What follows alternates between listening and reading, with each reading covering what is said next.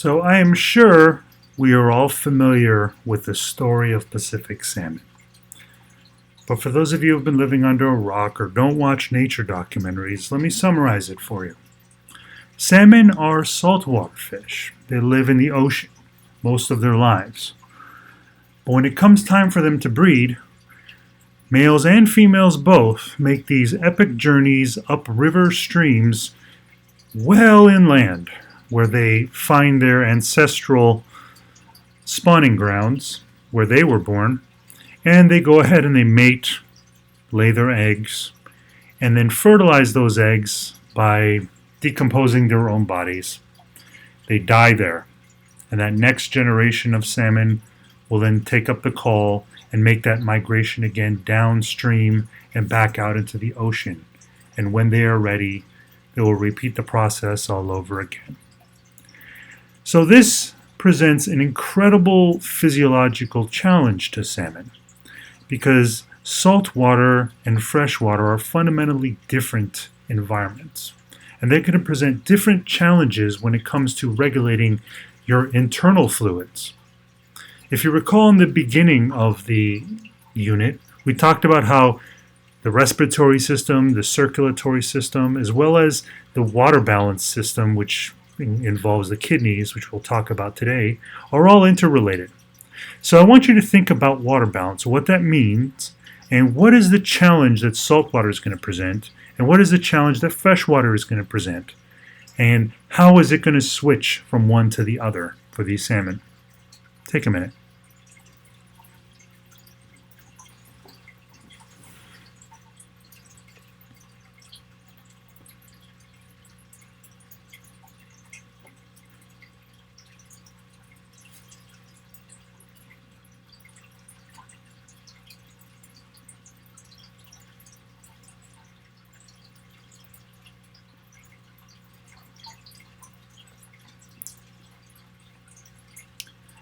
Well, I'm sure you've keyed in on the big difference, right? Saltwater is, of course, high in salt, sodium. Freshwater is low in salt.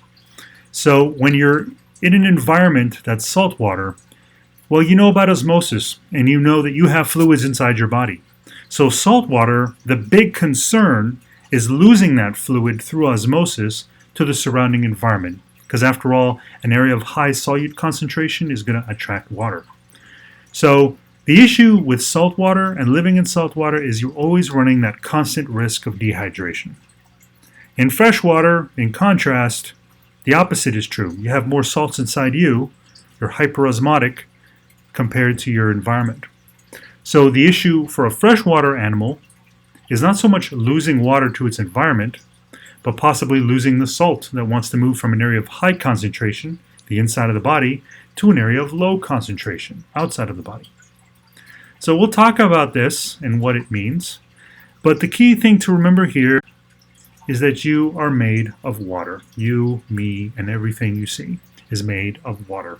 I'm sure you've heard about 70% of your body is water. That's if you weigh it. When you look at actual volumes, you're looking at about 40 to 45 liters or so of water in a typical human being. This water can basically be compartmentalized into three sections. The first is just the fluid that is located inside of your cells, your intracellular fluid, or ICF. Then you have this fluid that your cells are bathed in, that separates cells, and it's just kind of the general fluid that's kind of surrounding your body. That's the interstitial fluid. And then you have the circulating portion, which the fluid inside of your blood is called plasma, right? And it's distinct from your red blood cells and serving two different functions within that, right? So these are the three main components of the fluid inside of your body. And at any given moment, you can fluctuate from one to the other. Usually we want to preserve our intracellular fluid, and we're willing to modify our plasma and our interstitial fluid to maintain that delicate water balance. Now, when we look at animals with respect to fluid, most animals are going to try and maintain a relatively consistent volume of fluid in their bodies. And usually we refer to this as the volume as being primarily your blood volume, right? You're going to try and regulate your blood volume. And that's what humans do. Within a narrow range, they regulate how much they have. It doesn't take too much to become dehydrated, and it doesn't take too much to become overhydrated. Most animals are also at the same time regulating the ions in their body. So when we talk about ion regulation, we're usually talking about sodium, Na+, but it could be other things as well, whether potassium, chloride, any of these other things, right? All of these things are regulated to within a certain narrow degree. Very rarely are ions allowed to fluctuate in a great variety. There is one vertebrate, however, that's an exception, which is the vertebrate held by these two hands right here. This is the slimiest thing around. It's called a hagfish. And hagfish live on the bottom of the ocean. They're detritivores. They're basically feeding on decomposing animals that make their way to the bottom of the ocean. I'm talking about like the dark, there's no light bottom of the ocean. And they actually have internal ion concentrations that are equivalent to the seawater. So they're an example of probably the only vertebrate that is what we call an ionic conformer. Now, there are invertebrate versions of this as well. So here are three species: a shrimp, a mussel, and a green crab, all three of which are invertebrates. And you see this graph here showing the osmotic pressure in milliosmoles in sort of the ambient environment, so in the water, versus the osmotic pressure in milliosmoles in the blood. So you have three species here. Which of these are going to be osmotic regulators, and which ones are going to be osmotic conformers, and why would you say so? Take a second.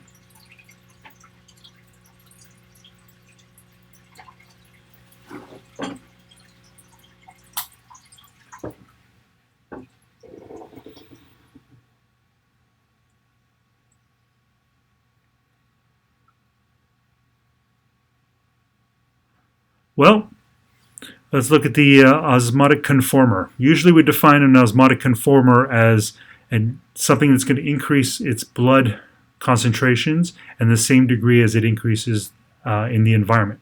So in this case, it would be the red line, the mussel. So the mussel is an example of an osmotic conformer. In contrast, osmotic regulator, I'm sure you noticed in the green, the shrimp. That green line is relatively steady in terms of blood osmotic pressure. So even as the osmotic pressure in the environment changes, that blood osmotic pressure stays consistent. So that's an example of an osmotic regulator, right? It's able to regulate it within a certain degree within its blood. Now, the green crab is interesting because you see that it's much less of a conformer than the mussel. But after a certain high degree of osmotic pressure in the environment, it conforms to that environment as best as it can, right? So that line becomes essentially the same as the line for mussels. But before that, it has a much more shallow line, right?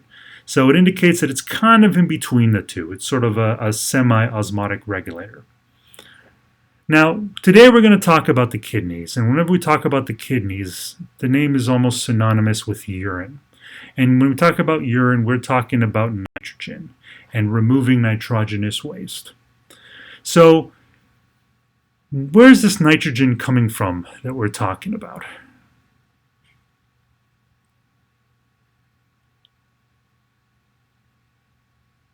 Okay, there's two main sources. There's proteins. Those amino acids have nitrogen in them. And then there's nucleic acids, right? Both of which regularly metabolize, become broken down into these products of nitrogen that then circulate in our blood. And vertebrates have to get rid of this stuff, right? So depending on the type of vertebrate you are, you're going to have a different strategy. So in the case of aquatic animals, where they have gills and they can exchange with the environment freely, nitrogenous waste is usually metabolized into ammonia, which is then freely diffuses through the gills and into the environment, nice and easy because ammonia is water soluble. In the case of an animal that lives in a place where there's a concern about dehydration, or maybe they live in the desert, or maybe they're just an invertebrate or something like that, often their product is going to be uric acid. Now, uric acid is essentially a larger molecule.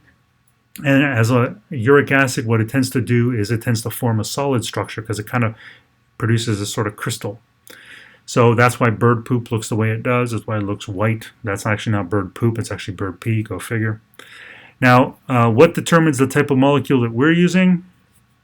Well, we have to get rid of nitrogen, and when we get rid of nitrogen, we do it in liquid form. So ammonia is water soluble, but we can't diffuse that, and we certainly can't accumulate it in our tissues because it's so toxic.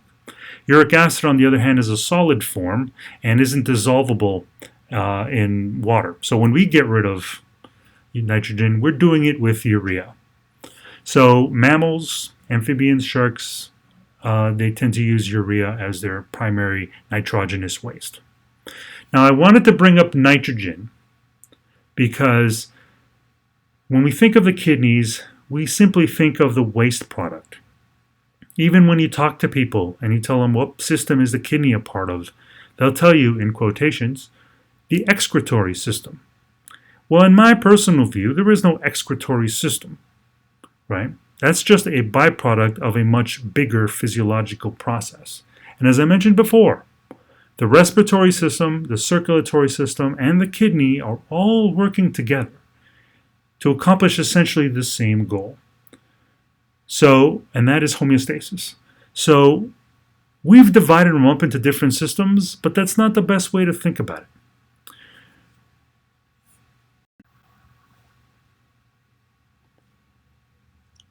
Now, any discussion about the kidney is ultimately a discussion about this part of the kidney called the nephron.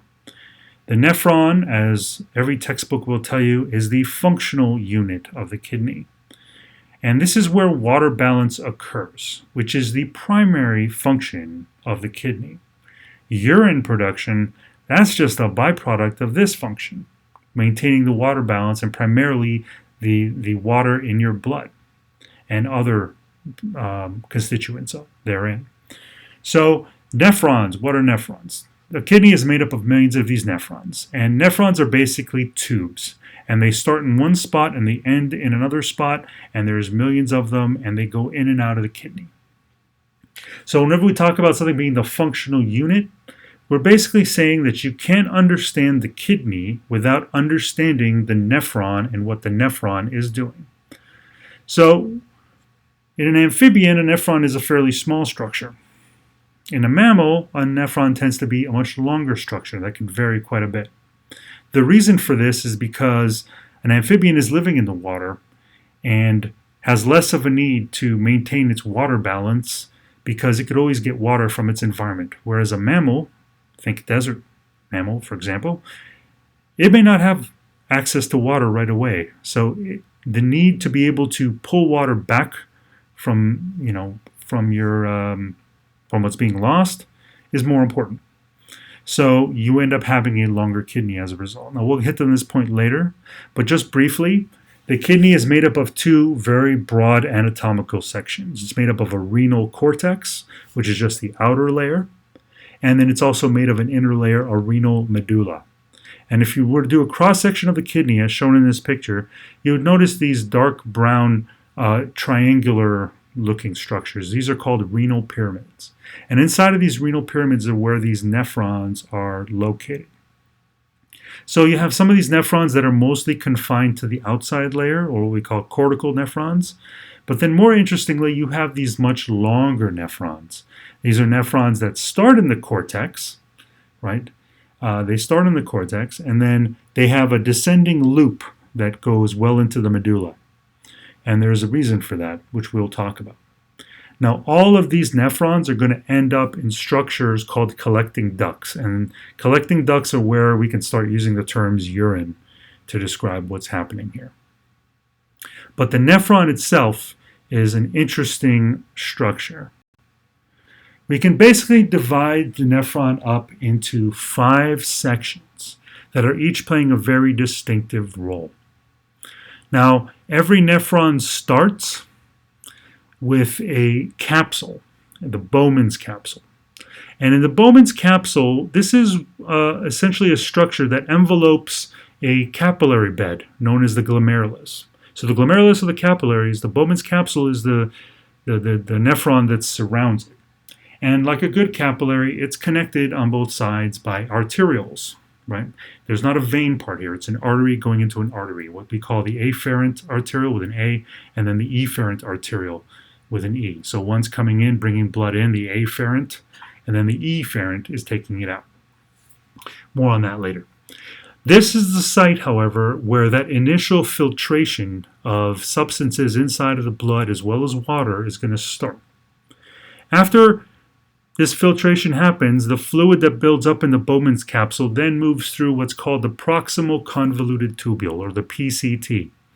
The proximal convoluted tubule, here shown in purple, is the spot where there's going to be a lot of reabsorption of ions and other things like glucose and amino acids, as well as some water.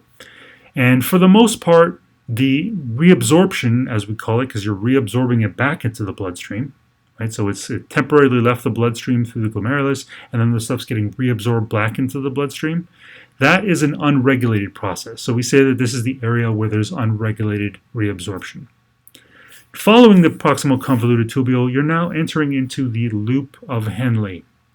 And the loop of Henle is that loop that I mentioned that can dip down well into the interior of the kidney. And the loop of Henle is where now you're going to start to fine-tune the products that are in there. Unlike it being unregulated up in the proximal convoluted tubule, the loop of Henle is more involved in concentrating the fluid within. So what does this mean, concentrating? Well, you're basically going to change the osmolarity of the fluid, meaning that you're going to increase its solute concentration. And when we talk about solutes, when it comes to urine especially, we're talking about sodium. And you're going to do this by manipulating both sodium and water. So this is the concentrating part of the loop, and it's quite the interesting part, and we'll talk about it in a bit. Then when you finish with the loop of Henle, you enter into the next part, or the second to last part, the distal convoluted tubule, here shown in pink. The proximal convoluted tubule, proximal means close to, distal means away from. Right? So when we talk about, for example, anatomy, we'd say that your elbow is proximal to your chest, as opposed to your fingers, which are distal to your elbow. If that makes any sense. Now, the distal convoluted tubule is also involved in reabsorption, except unlike the PCT, the DCT is controlled by hormone activity, and we'll talk about those hormones in a bit. So any sort of fine-tuning that's happening here, it's going to be more carefully regulated. So sodium reabsorption, water reabsorption, these are going to be controlled by hormones. So depending on your current state, those hormones are going to initiate or inhibit that process. Finally, the product of this tube is going to dump out into the collecting duct. In the collecting duct, more hormones are playing a role, and any last-minute reabsorption of water will happen here. We'll talk about that. But when you get to the collecting duct, they're just going to start joining, and this is basically the area that's most synonymous with urine formation. So again, filtration happening at the Bowman's capsule. Unregulated reabsorption happening at the proximal convoluted tubule. Concentrator is happening in the loop of Henle. Hormones regulating reabsorption, right? Hormone secretion is going to regulate absorption in the distal convoluted tubule, and urine proper is going to be formed in the collecting duct. The other thing I will briefly mention is this whole nephron is surrounded by blood vessels, and specifically around the loop of Henle you have a network of blood vessels called the vasa recta. So let's start with the first part of the process. As I mentioned before, you have an afferent arteriole bringing blood into the glomerulus. You have an efferent arteriole bringing blood away from the glomerulus. As blood moves through, it gets filtered out. So what's moving through here? Well, the walls of the glomerulus are enveloped in this very thin, very porous capillaries. So these are discontinuous capillaries, as we've learned before, and they're going to allow water to move through, sugars, salts, amino acids, and other sort of things, right? Nothing large can get through. So proteins can't get through and things like that, right? Those things are going to stay behind. That stuff's going to make its way out of the glomerulus and into the Bowman capsule proper. And sometimes we use the term primary urine to define this, to make it distinct from what's in the capillaries themselves. Now, how long something stays in there is going to be determined by the local blood pressure in the glomerulus. And this local blood pressure is going to be regulated by the efferent arterioles, because the efferent arterioles can vasoconstrict and tighten up, and when they do so, they increase the pressure locally, but they also slow down the flow of blood. So the longer blood hangs out in the glomerulus, the more it's going to filter through, right? Now, there's a certain point where you kind of have to be efficient, because if you restrict it too much and the water in the fluid in the glomerulus stays stagnant, well, you're not going to get a lot of things moving through because you've already drained it of that, right? But if you open up and vasodilate and things move too quickly, you may not have enough time to filter things. So it's kind of a delicate balance. And ultimately, what's going to determine how much stuff moves through, and something that's of great medical importance, is determining the glomerular filtration rate, or the GFR. The GFR is, as the name suggests, the rate of filtration that's happening through the glomerulus. As we've already learned about, there's pressures within capillaries, and there's pressures that oppose that pressure inside of capillaries.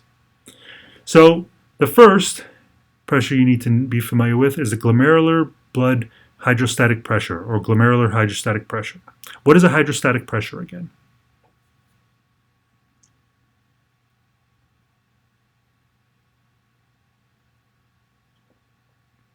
Well, it tells you that that's the pressure that's imposed by the blood fluid, right? The plasma. The plasma inside of a tube is exerting pressure on walls, right? So that's what hydrostatic pressure is. It's the pressure of blood on the walls of the capillary. And we talk about it being a hydrostatic pressure because that pressure is going to be determined by the volume. The more volume you have, the more pressure there is. The less volume you have, all else being equal, the less pressure there's going to be. So that hydrostatic pressure is driving fluid and substances out of the capillaries and into the Bowman's capsule. At the same time, it's being opposed. It's being opposed by two different forces. The plasma colloid osmotic pressure, which is essentially the amount of solute that is inside of the capillaries that's drawing fluid in. So just like we talked about in capillaries and filtration in the circulation unit, same sort of thing, right? So if there's a lot of solute, it's driving water to come in and dissolve it, right? So that's an opposing force, that colloid osmotic pressure in the plasma. And then you also have a fluid inside of the Bowman's capsule.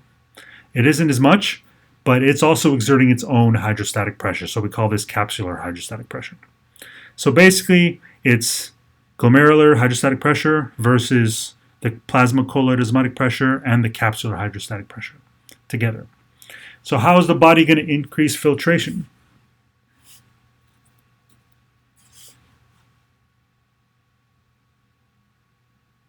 Well, as I mentioned before, you have to increase blood pressure. So glomerular blood hydrostatic pressure, you can increase that with the efferent arteriole, putting the brakes on. If it's vasoconstricting, it'll locally increase that blood pressure, forcing more filtrate. So here's a diagram showing these different pressures, giving you some examples. Almost always, filtration is favored. And when you look at the amount of plasma that gets filtered in a day, right? So the amount of plasma that goes through your kidneys in a day is about 180 liters per day. But you only ever produce 1 to 2 liters of urine a day, which means that most of your filtrate, a huge majority of your filtrate, is reabsorbed, right? And that small little difference is the difference between, having dehydrated looking urine versus well hydrated looking urine. That small little difference. Most of that fluid is being reabsorbed back into your body. So that right there should tell you that the main function of the kidney is filtering and reabsorbing and maintaining water balance, not producing this minuscule amount of urine with things that just have to leave your body, right?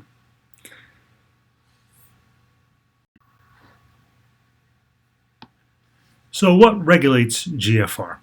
Well, we already talked about blood pressure.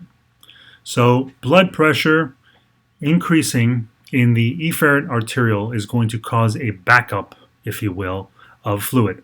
And that fluid is going to exert a hydrostatic pressure on the walls of the capillary and force things to move through into the Bowman's capsule. So GFR can increase with blood pressure. Artificially, or naturally, I guess, depending on your view, urine can become obstructed in somehow. And when this happens, either along the tube or anywhere along the tube, you're going to get essentially a change in GFR, usually decreasing, right? Because now you're building up your capsular hydrostatic pressure as a result of that. If there's some kind of blockage somewhere in the nephron, which does happen. Kidney stones. Now, there is one whole thing that I got to talk about because it's my thing, and it is hormones. Hormones play an incredible role in regulating GFR, both directly and indirectly. And it's helped by the fact that you have a very delicate sensing mechanism in your nephron that allows you to really pick up on fine points and fine changes in blood pressure and in the constituents of blood. So just to kind of orient you, the glomerulus is usually considered the beginning of the nephron, right? That whole Bowman's capsule. And although we like to draw it in a very simple way to show it, it's usually a pretty windy, kind of convoluted thing because, hey, it's physiology and anatomy is like that, right? But the glomerulus and those afferent and efferent arterioles are usually butting up against the distal convoluted tubule. So just think of like the image that I showed you with the nice U. That whole thing would be folded in on itself. So the distal convoluted tubule, where it meets the afferent arteriole, well, there's some specialized cells there.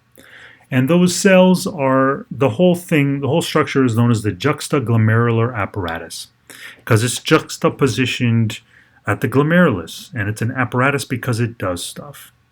So the juxtaglomerular cells are the cells that kind of line the outside of the afferent and efferent arterioles. And then where the distal convoluted tubules meet those glomerular cells, you have these special epithelial cells known as the macula densa. And the macula densa cells are equipped with sensors. And they're equipped with sensors that can essentially pick up, juxtaglomerular cells are equipped with sensors that are embedded in the afferent arteriole. And what these sensors do is they detect sodium levels. So there's sodium sensors as well as baroreceptors that are present there. So baroreceptors are pressure receptors. They're picking up on stretching caused by having a high blood volume. And then you also have specialized sodium sensors that are picking up on the concentration of sodium. So in a situation where, let's say, blood volume is decreased, well, when blood volume is decreased, it's usually accompanied by a decrease in sodium concentrations. Well, this signal is going to be picked up by the juxtaglomerular cells and then conveyed to macula densa cells. And when they're conveyed to the macula densa cells, what's going to happen is you're essentially going to start to secrete products in response. And one of those products, which is a product of the juxtaglomerular cells, is renin, or renin, depending on who you are. And renin is essentially an enzyme. What renin does is it's then secreted and released into the efferent arteriole. So now it signals in the afferent arteriole cause the secretion of renin into the efferent arteriole, which then leaves the kidney and goes all over the place. Well, in the body, when most things go all over the place, what I'm really saying is it's going to end up in the liver. And when it ends up near the liver produces a protein. And this protein is called angiotensinogen. Angiotensinogen is a preprotein, right? It's a precursor. And it's secreted by the liver, and it's released in the circulation. And when it encounters renin causes this little cleaving event that turns angiotensinogen into angiotensin 1. Angiotensin 1 is an active hormone. Now, in and of itself, angiotensin 1 is not doing much. But then when circulation gets near the lung produces a second enzyme called the angiotensin converting enzyme, or ACE for short, and this is secreted by the endothelial layers of the lung, right? And the kidneys can also produce some of it, but most of it's produced by the lung. So ACE enzyme now takes angiotensin 1, and whenever you have an angiotensin 1, you could be rest assured there's going to be an angiotensin 2. So angiotensin 2 is the product of that conversion by ACE, right, by ACE. So again, look at this. We've got the kidney secreting something into circulation, which is then going to the liver and then the lung. So we're combining all of these organs of the homeostasis series, right? So now you have angiotensin 2. Well, what is angiotensin 2 doing? Well, first of all, it's going to cause vasoconstriction. If you have low blood pressure, a quick response that you can have is to vasoconstrict. And when you vasoconstrict, that will start to increase your blood pressure, right? Low blood pressure is bad because it starts to shut down a lot of your physiological processes. So by artificially increasing, I say artificially, but it's really not, artificially increasing your blood pressure, you can do this by simply vasoconstricting. It's not sustainable in the long term, but it's a good short-term solution. At the same time that angiotensin 2 is causing this vasoconstriction to happen in your arteries, it's also causing two other things to happen. First, angiotensin 2 is going to make its way to the brain and eventually to the posterior pituitary gland, where it's going to cause the secretion of ADH, or antidiuretic hormone. Antidiuretic hormone is produced it's actually produced by the brain, stored in the posterior pituitary gland, and then secreted into the blood. When it does this, it starts to increase water reabsorption. We'll talk a little bit about how that works. Right? So now you're increasing your blood volume, which is the second way you deal with low blood pressure. The first way is to vasoconstrict. The second way is to increase your blood volume. So increasing your blood volume by increasing your water reabsorption at your nephron with ADH. Angiotensin 2 is also going to the adrenal gland. The adrenal glands sit on top of the kidney. They sit like a little hat on top of the kidney. And when it goes into the adrenal cortex, the outer layer, it's going to stimulate the secretion of a steroid called aldosterone.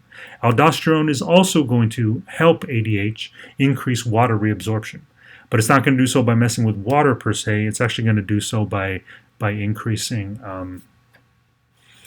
sodium reabsorption. But when you increase sodium reabsorption, water is going to follow.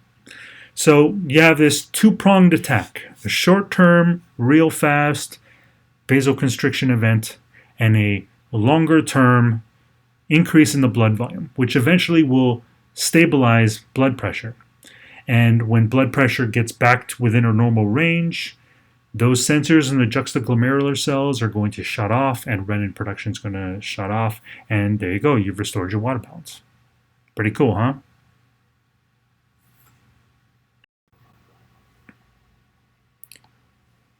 So aside from GFR and controlling blood volume, what else is happening?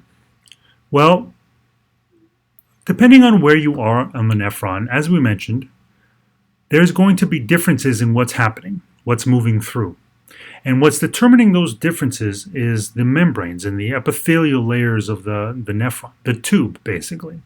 And they're selectively permeable. So depending on where you are, you're going to encounter different cells with different channels able to move particular things and exclude others. So this is a picture showing the difference in the type of cells in the same structure as you move from one spot to another. So we already talked about how the what they call podocytes, these specialized cells in the glomerulus, are very, very porous and things can move through very easily.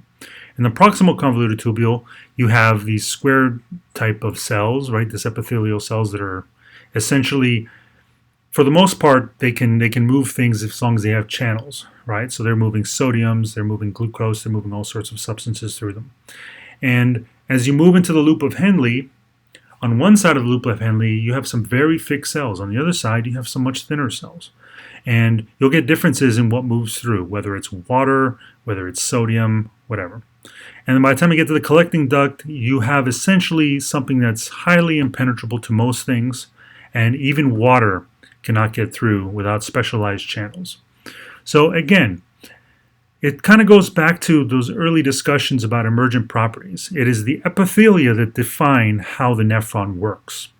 And it's these epithelia working in particular ways, each in their own little spot, that's going to ultimately allow the kidney to perform this bigger function. So I think it's a great example of an emergent property. Now, I already mentioned the vasa recta. Now we're going to talk about the loop of Henle. And the loop of Henle is that loop part, the part that connects the proximal convoluted tubule with the distal convoluted tubule. And that loop is going to make its way through the interior of the kidney. Now again, fluid within this tube, within the nephron, is moving from the glomerulus towards the collecting duct. The vasa recta, which surrounds it, is essentially a capillary network that also has blood that's moving alongside. And this is the place where everything that gets reabsorbed is going to be going into. So it's basically butting up against the loop of Henle. Except this time, the flow is countercurrent, right? And we've already talked about countercurrent and how much I like it. So I have to talk about it again. Because when you have two things moving in opposite directions, what can you do? Well, you can produce a gradient. And a gradient is a wonderful thing. You can use it for the right purposes.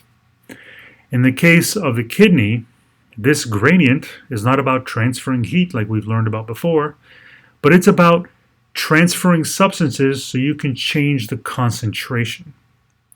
So the way it basically works is you're using this countercurrent exchange, not just to exchange, but to multiply and to increase the concentration of something. So by maintaining this countercurrent, you're always maintaining an osmotic gradient. And you're able to essentially force things to get into the blood and get back into the blood, so to speak, by manipulating that gradient over and over again. Okay, so how does it work? So when leaving the proximal convoluted tubule, right, so here indicated in number 1, as you move down into the interior of the kidney, you're going to be encountering a higher and higher osmotic environment, meaning that there's going to be a higher solute concentration. And that higher solute concentration, a higher salt concentration in the vasa recta, it's going to be drawing water out. Now, the descending portion of the loop of Henle is permeable to water. It's impermeable to salt, to sodium, but it's permeable to water. So simple passive diffusion is going to pull that water out. And as it pulls it out, that solute that's inside of the urine is going to stay there and become more and more concentrated. So that's why you see the numbers increasing as you move down the tube on the descending side, right? And you see those arrows showing that water is leaving. As you make your way across and into the ascending loop of Henle now, you encounter number 2, right? As shown here in these little green circles. Here, salt is now able to move through channels.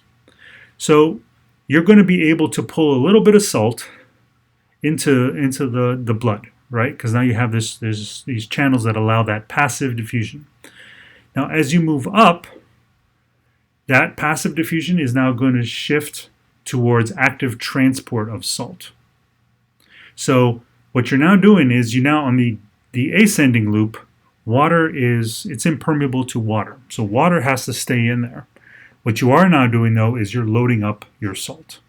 So as the fluid moves through, water is forced to stay, but there are channels that first allow sodium to move through its passive gradient, but eventually is going to require ATP to grab sodium and push it against its concentration gradient. What I mean by that is you're taking the salt out of the urine and you're dumping it into the vasa recta. Now I know you don't see the vasa recta here, but those numbers in the middle, that white space in the middle of the loop, that is basically your vasa recta, right? So what you're doing is you're now loading salt into this blood. Now remember, the salt, the vasa recta is moving in the direction opposite of your loop of Henle, which means that as you load it up at the top, well, that very, very, very concentrated blood with a lot of salt in it that you've just loaded up, it's going to make its way down the descending loop and up the ascending loop. And that's what accounts for that gradient that's pulling water out passively. So again, it's this countercurrent exchange where you're loading salt on one side and that blood moving through and past the urine, you're now maintaining this artificial and very strong concentration gradient that's then going to allow you to pull water out of your urine and reabsorb it much easier, right? Because you loaded it up in the beginning and then it makes its way to where there's plenty of water to pull from. So you're maintaining this artificial gradient. So that's the countercurrent multiplier system. And depending on the type of creature you are and where you live, your medulla might have to have a various thickness. So here's a diagram, a graph showing body weight on a log scale. You've seen this before, against the relative thickness of the medulla, also on a log scale. And you're seeing grouped 3 different types of organisms. Ones that live in arid environments, ones living in mesic environments, which are kind of like less arid, more temperate, and then ones living in aquatic environments. And what do you notice, all else being equal?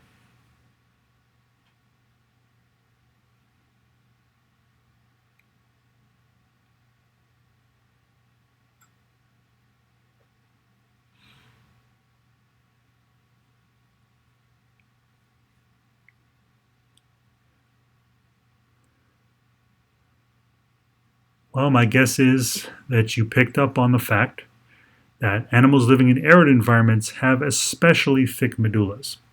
All that means is that their kidneys are, proportionally bigger, and their nephrons are proportionally longer, especially at that loop of Henle, which is the part that dips into the medulla of the kidney. The reason for that is the longer the loop of Henle, the higher the salt concentration you can load on there, the more water you can pull out. So it makes sense that animals living in dry, arid, desert-like environments would have much longer or much thicker medullas as compared to an organism living in an aquatic environment, because an animal living in a desert environment is going to be much more concerned about conserving water, all else being equal, than an animal in an aquatic environment. And that's regardless of their body size. And if you look here, it's a pretty large scale in terms of body size. So that's what's happening in the loop of Henle. We also talked about the proximal and distal convoluted tubules. Let's talk a little bit about this ADH. So ADH is a special molecule. It's secreted by the posterior pituitary, and its job is to insert these very interesting channels that can only really be described as water channels. Now, these water channels are aquaporins. You've probably heard of them before. These aquaporins are already present in the collecting duct, in the walls, the epithelia of the collecting duct. But they're present inside of the cells. It's only when they get the signal from antidiuretic hormone, which also goes by other names like vasopressin. When it gets that signal, it's going to take those aquaporins that are usually stored in a vesicle and incorporate them into the luminal side of the collecting duct, which just refers to the side of the collecting duct that's going to be facing the collecting duct, right? The tubule. So this way the urine can enter through the cell and then make its way into the blood. Right? So the aquaporins are always there. So it's a relatively quick event, right? Because you're just putting them into the membrane. But it needs that signal from ADH. Now, when aquaporins were discovered, it was a big deal because the predominant thinking at the time was that water does not need any kind of special channel. It just moves through whatever it wants. But now we know about these aquaporins, and since then we've found them in a lot of other tissues as well. Now, here's a question. Back when I made this slide, hangover was big. So maybe or maybe not. I don't know what your life is like, whether you've had a hangover or not. But a hangover comes with a headache. That's usually the telltale sign. So, as well as general fatigue and waking up somewhere where you weren't expecting. So, why do you get hangovers? I'll give you a hint. ADH is involved, or else I wouldn't have put it on this slide.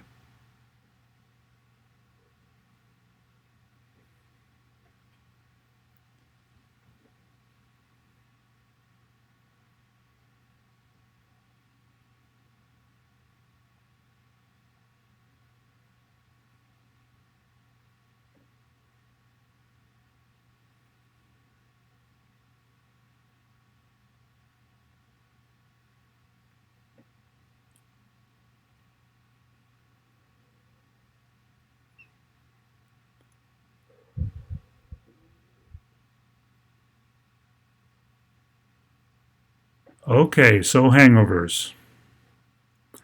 Well, the first thing you got to understand is that a hangover is a headache. And headaches usually occur um, for one of two reasons. Either blood vessels are overly constricted in a spot and they give you this sort of temporal headache in your forehead, or it's because you have this state of dehydration that's causing your brain to kind of move around and bang on the inside of your skull. Believe it or not, that's a thing. So, hangovers occur when you drink a lot of alcohol. There you go, lesson. Thus endeth the lesson. When you drink a lot of alcohol, you're drinking alcohol, and alcohol is a very potent inhibitor of ADH release. So it's something I've actually wondered about until I learned about it. How you can wake up with a hangover, have this state of dehydration and feel really, really dehydrated, and yet at the same time you have the hangover because you just drank a ton of liquid, which no matter how proof your vodka is or whatever, your drink of choice, is still mostly water. So you're drinking a ton of water all night long, and you're urinating constantly because it's what it does because you have so much water. So I would always imagine you'd be hydrated.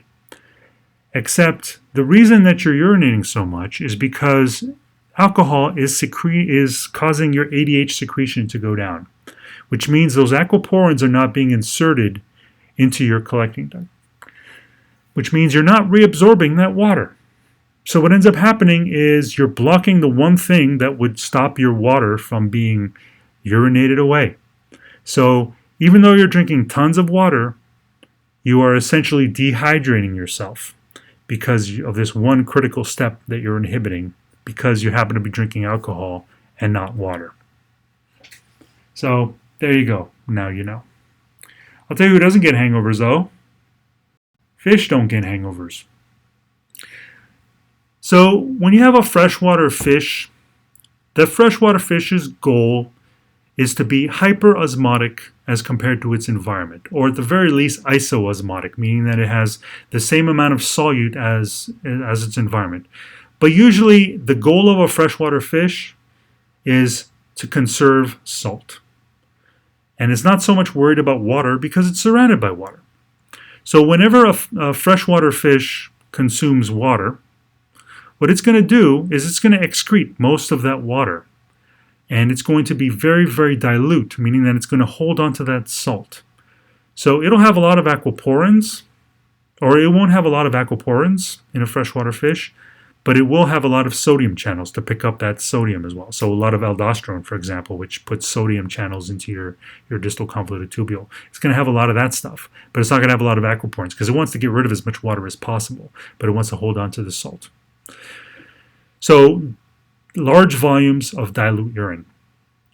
In contrast, a marine fish has the opposite problem, right? It's dealing with salt water.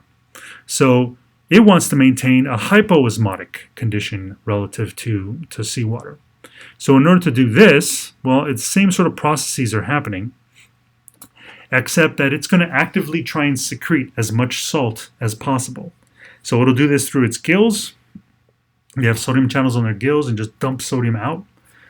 And when they produce urine, they're going to produce urine that is very concentrated with a high salt concentration in it with very little water as a result. The idea being they want to conserve the water but get rid of the salt. So this goes back to our original question about how saltwater and freshwater present different challenges. Well, it all boils down to reabsorption and how it's regulated at the level of the nephron. So blood pressure is playing a role, changing the gradient of ions is playing a role, or water, and by manipulating these small details, you can achieve water balance in any number of environments. And the better you're able to do this, the more environments you can use and colonize. So if you're something like a salmon, for example, it has really good control over its osmotic balance, then you can take over any environment you wish. So with that, I'll leave you until our next unit.